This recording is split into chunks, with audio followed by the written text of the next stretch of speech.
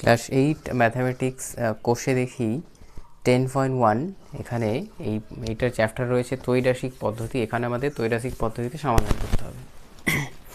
প্রথমে দেওয়া রয়েছে, আজ আমার বাবা 390 টাকায় 15 কিগ্রা চাল কিনে এনেছেন। যদি 17 কিগ্রা একই রকম চাল কিনতেন তবে কত টাকা খরচ করতেন? তো ত্রৈরাসিক পদ্ধতি হচ্ছে যে আমাদের প্রথমে ছকের আকারে লিখতে হবে। প্রথমে বলা হয়েছে চালের দাম আর চালের টাকা আছে। চালের যেটা আমাদের কোশ্চেনে বের করতে হবে, এখানে বের করতে হবে কত টাকা খরচ হবে।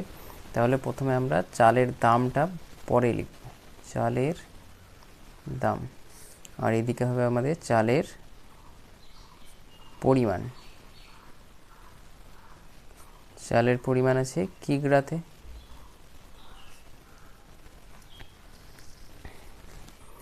তো প্রথমে চালের পরিমাণ বলেছে 15 কিগ্রা, তাহলে 15 কিগ্রা চালের দাম বলেছে 390 টাকা। এরপরে আমাদের বলা হয়েছে 17 কিগ্রা চাল যদি কেনা হয় তাহলে কত টাকা লাগবে। তো এখানে চালের পরিমাণ যদি বেশি করা হয়, 15 থেকে 17 করেছি, তাহলে চালের পরিমাণ ও দামের মধ্যে কি সম্পর্ক হবে? চালের পরিমাণ বাড়ালে দামও বাড়বে। চালের পরিমাণ ও দাম সরল সম্পর্কে আছে।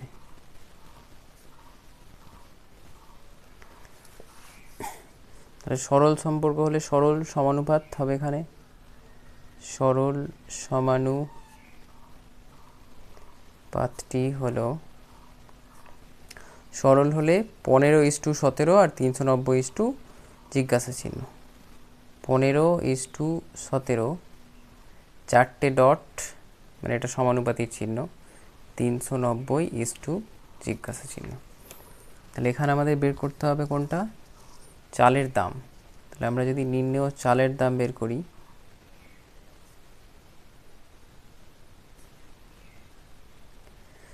তাহলে চালের দামে যেখানে জিজ্ঞাসা চিহ্ন আছে সেই মানটা প্রথমে বসিয়ে দেবে। ঠিক আছে, এটা একটা নিয়ম। আর এটা যদি সরল সম্পর্ক হয়, সরল হলে এটা পাল্টে যাবে, 17টা উপরে হবে, নিচে হবে 15। তাহলে 17/15 এরকম। যদি এটা ব্যস্ত সম্পর্ক হতো তাহলে এটা হতো 15/17। ঠিক আছে, আর ব্যস্ত সমানুপাত হলে এই জায়গায় একটা জায়গায় পজিশন চেঞ্জ হবে, এটা এখানে চলে আসতো, এখানে চলে আসতো, এটা মানে এটা পাল্টাপাল্টি হতো। কাটাকাটি করলে 15 দুগুণা 30, 2, 6 15 90, 26। 26কে 17 দিয়ে গুণ, তাহলে 6 17 হচ্ছে 102, হাতে থাকলো 10, 17 দুগুণা 34 আর 10-এ 44, এত টাকা। তাহলে 17 কিগ্রা চাল কিনতে 442 টাকা দিতে হবে। এটা হচ্ছে কোশ্চেন নাম্বার 1। এবার আসছি কোশ্চেন নাম্বার 2।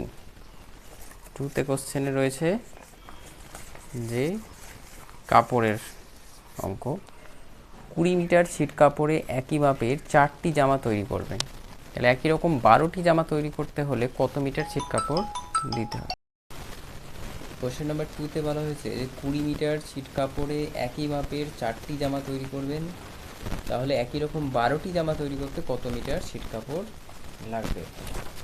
তাহলে একটা হচ্ছে জামার সংখ্যা, তাহলে ছিট কাপড় কত লাগবে বলেছে, তাহলে ছিট কাপড়ের দৈর্ঘ্যটা আমাদের পরে লিখতে হবে। ছিট কাপড়ের দৈর্ঘ্য আর জামার সংখ্যা।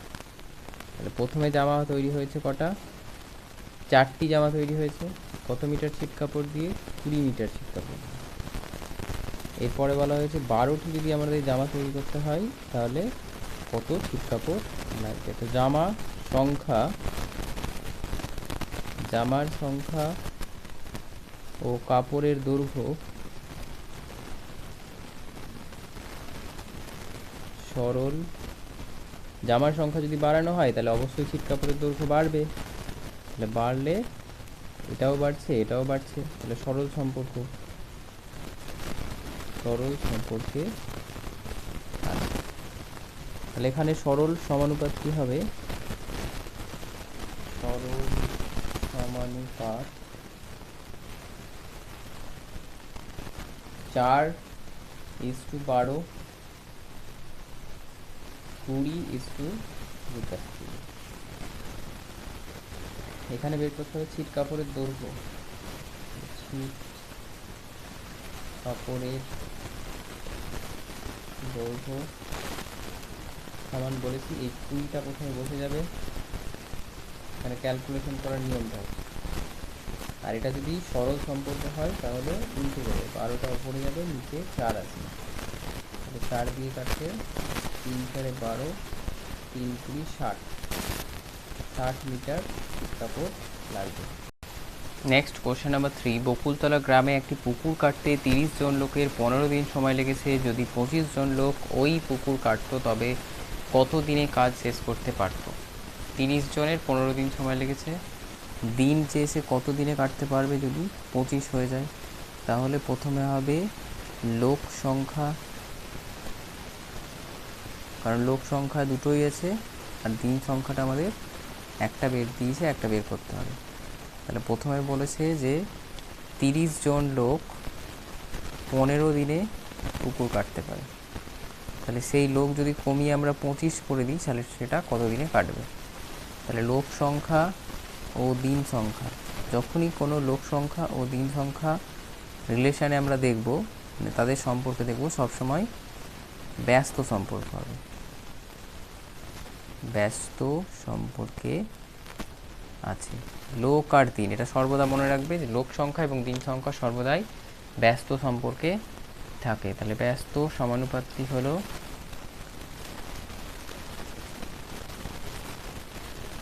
তাহলে ব্যস্ত হলে বলেছিলাম এইটার একটা চেঞ্জ হয়ে যাবে, তাহলে এটা হয়ে যাবে 25:30 আর 15:জিজ্ঞাসা।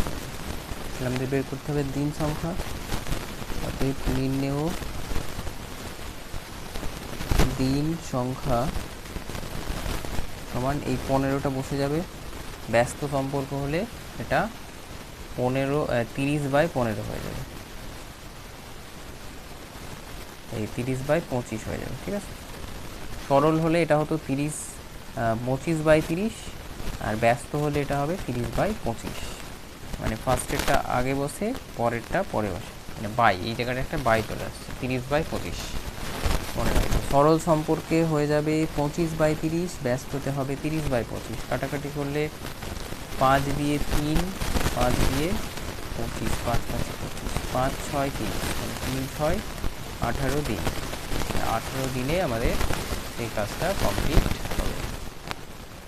নেক্সট কোশ্চেন নাম্বার 4 বলা হয়েছে কাকিমা ঘন্টায় 40 কিমি বেগে গাড়ি চালিয়ে 5 ঘন্টায় মামার বাড়ি পৌঁছে গেলেন। তিনি যদি ঘন্টায় 50 কিমি বেগে গাড়ি চালাতেন তবে মামার বাড়ি পৌঁছতে কত সময় লাগতো? তাহলে একটা আছে গতিবেগ, একটা সময়, তো সময় একটা বের করতে হবে, তাহলে আমরা সময়টা পরে লিখব। সময় এখানে টাইম হচ্ছে ঘন্টাতে, আর প্রথমে যেটা রয়েছে সেটা হচ্ছে গতিবেগ। গতিবেগ আমাদের এখানে হবে কিমি পার ঘন্টাতে, গতিবেগের একক কিমি পার ঘন্টা। প্রথমে গতিবেগ ছিল 40 কিমি পার ঘন্টা, সেই সময় লেগেছে 5 ঘন্টা পৌঁছতে। এবার যদি এটা বাড়িয়ে 50 কিমি পার ঘন্টা করা হয় তাহলে কত সময় লাগবে?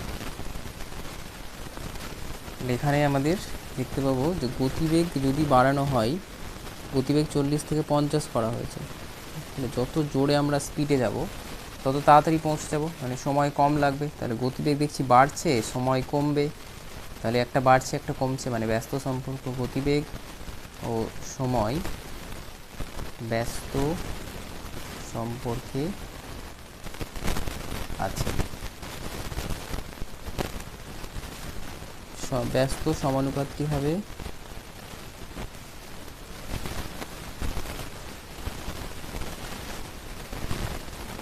ব্যস্ত সমানুপাত কি হবে? ব্যস্ত হলে বলেছি একটা পাল্টে যাবে, তাহলে এটা হবে 50:40, 4.5 জিজ্ঞাসা ছিল। নির্ণেয় সময়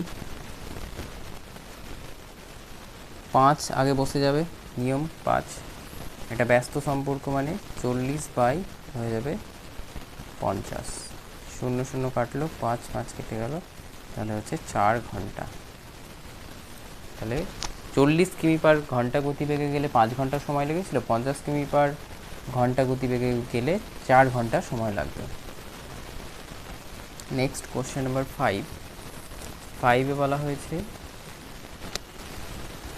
মঙ্গলপুর গ্রামের একটি আশ্রয় শিবিরে 4000 জন লোকের 9 দিনের খাবার, 4000 জন লোক 9 দিনের খাবার মজুত আছে। 3 দিন পরে 1000 জন লোক অন্য জায়গায় চলে গেলেন, যারা রয়ে গেলেন অবশিষ্ট খাবারে তাদের আর কতদিন চলবে? তো একটা রয়েছে লোক সংখ্যা আর একটা রয়েছে খাবারের দিন সংখ্যা। লোক সংখ্যা আর একটা দিন সংখ্যা। আমরা দেখতে পাচ্ছি যে প্রথমে ছিল 1000 জন, 4000 জন, 4000 জনের খাবার 9 দিন ছিল, মানে 9 দিন চলতো, কিন্তু সেখানে তারা 3 দিন অলরেডি খেয়ে ফেলেছে। 3 দিন খেয়ে ফেললে কতদিন থাকবে খাবার? ধরো খাবার ছিল 9 দিনের, সেখানে 3 দিন খেয়ে ফেলেছে, 3 দিন পরে কিন্তু 1000 জন লোক চলে গেছে, তাহলে 6 দিন পড়ে আছে এখন। এবার 4000 জন লোক ছিল, তাদের মধ্যে থেকে 1000 জন চলে গেছে, তাহলে এটা হয়ে যাবে 3000 জন পড়ে আছে এখন, 3000 জন রয়েছে। তাহলে এই 3000 জনের মধ্যে এই খাবারটা কতদিন চালানো যাবে? তাহলে আমরা দেখতে পাচ্ছি আবার লোক সংখ্যা ও দিন সংখ্যা। তাহলে লোক সংখ্যা আর দিন সংখ্যা থাকলেই আমরা জানি এটা ব্যস্ত সম্পর্ক।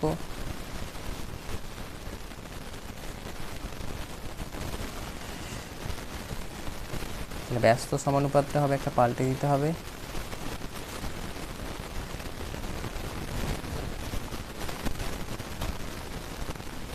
তিন 3000 আগে হবে, 3000:4000 সমানুপাতিক 6:জিজ্ঞাসা। তাহলে নির্ণেয় দিন সংখ্যা।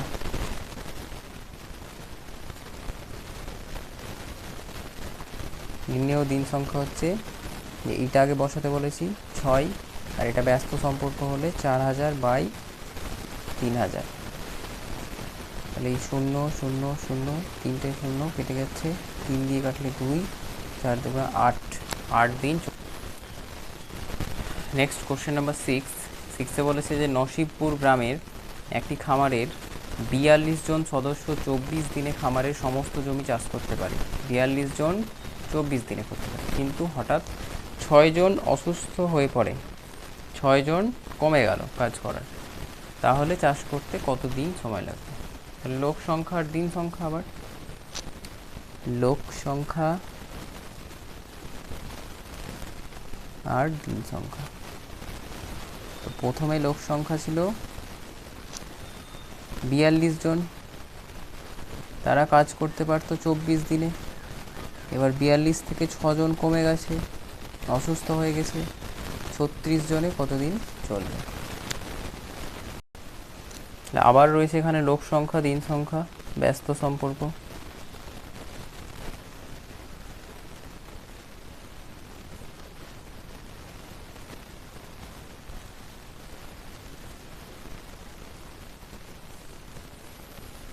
ব্যস্ত সমানুপাত হবে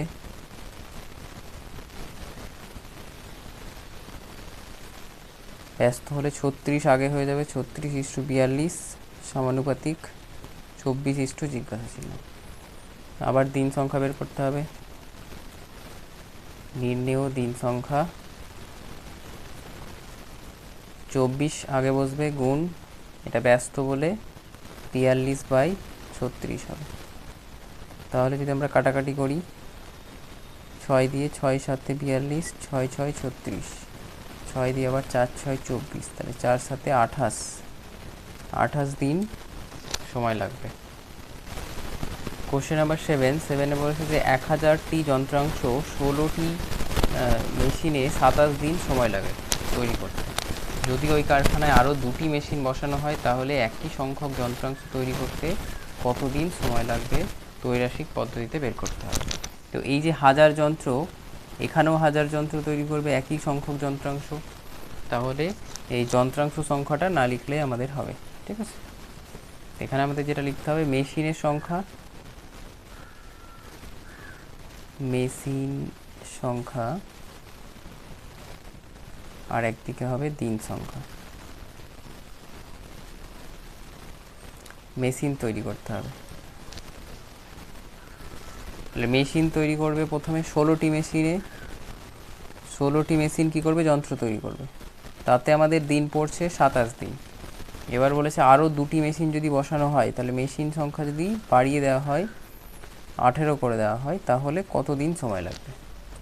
তো ভালো করে এটা বুঝবে কিন্তু, যে 16টি মেশিনে যে যন্ত্রগুলো 1000টি যন্ত্র তৈরি করতে 27 দিন সময় নিচ্ছে, তাহলে মেশিন যদি আমরা বাড়িয়ে দিই, 18টি মেশিন কাজ চালাই, তাহলে কী হবে? কম দিনে হয়ে যাবে। তাহলে মেশিন বাড়লে দিন কমছে, ব্যস্ত সম্পর্ক। তাহলে মেশিন সংখ্যা ও দিন সংখ্যা ব্যস্ত সম্পর্কে আছে। এখানে যেহেতু কাজটা স্থির রয়েছে, মানে 1000টি যন্ত্রই তৈরি করতে হবে, তাই এখানে এটা ব্যস্ত সম্পর্ক। ব্যস্ত সমানুপাত হলো, একটা পাল্টে দিতে হয়, 18:16, 27 জিজ্ঞাসা চিহ্ন।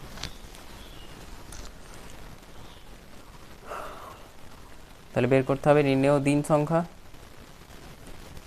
নির্ণেয় দিন সংখ্যা 27 গুণ, এটা হয়ে যাবে ব্যস্ত সম্পর্ক, তার মানে 16/18। 9 দিয়ে কাটলে 2, 3 9 27, 2 দিয়ে কাটলে 8, 3 8 24। 24 দিন সময় লাগবে।